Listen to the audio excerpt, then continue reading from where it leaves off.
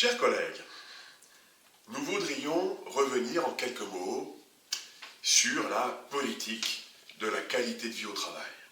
la fameuse QVT, qui est un élément très important du projet que nous portons et que nous vous présentons. La qualité de vie au travail n'est pas seulement un slogan, un discours, une intention, ni même une bonne volonté. La qualité de vie au travail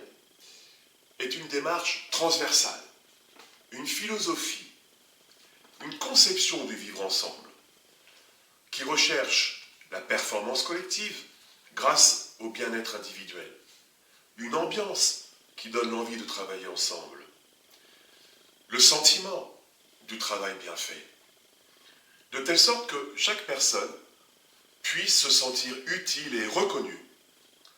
et que chaque personne puisse s'épanouir dans son activité professionnelle, quelle que soit la position qu'elle occupe. La qualité de vie au travail repose donc sur une certaine conception des relations humaines, une attitude générale, une capacité de faire preuve d'empathie. Il en résulte de cet état d'esprit une règle de gestion permanente, une règle de management exigeante, globale et permanente, qui doit inspirer tous les comportements quotidiens et tous les processus de décision,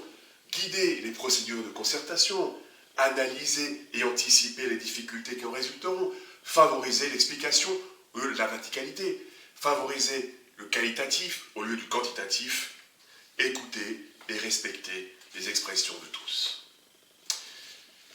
La qualité de vie au travail englobe l'exigence d'accompagner tous les personnels dans leur carrière,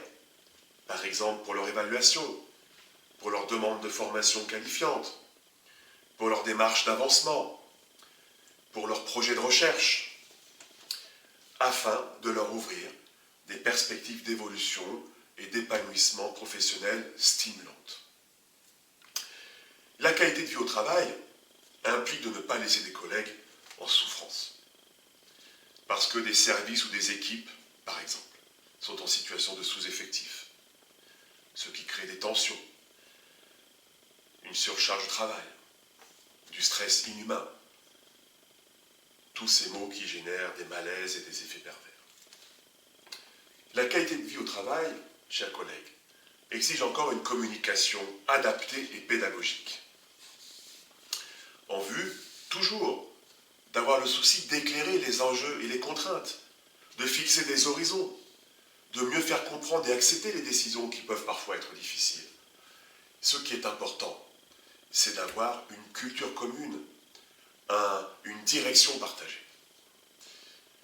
La qualité de vie au travail requiert également que chacun puisse s'exprimer librement et sans crainte, que chacun ait la certitude que sa parole sera réellement écoutée et prise en considération,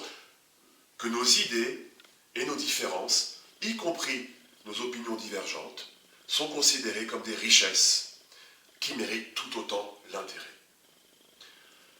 Il n'y a pas de qualité de vie au travail sans une certaine équité et le sentiment que chacun est traité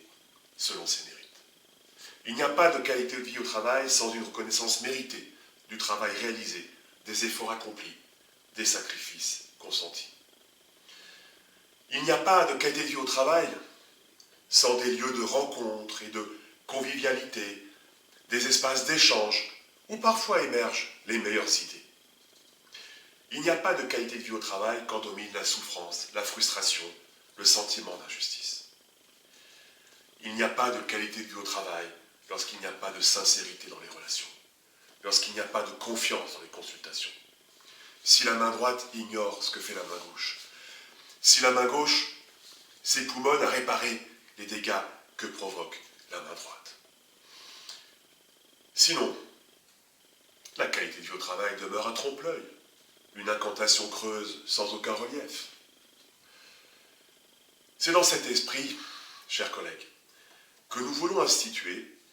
une véritable politique de la qualité de vie au travail, bien plus complète, ambitieuse et généreuse, avec une vice-présidence dotée des moyens de réussir. Cette vice-présidence devrait également chapeauter, selon nous, les problématiques qui sont en réalité intimement liées d'égalité et de lutte contre les déviances comportementales.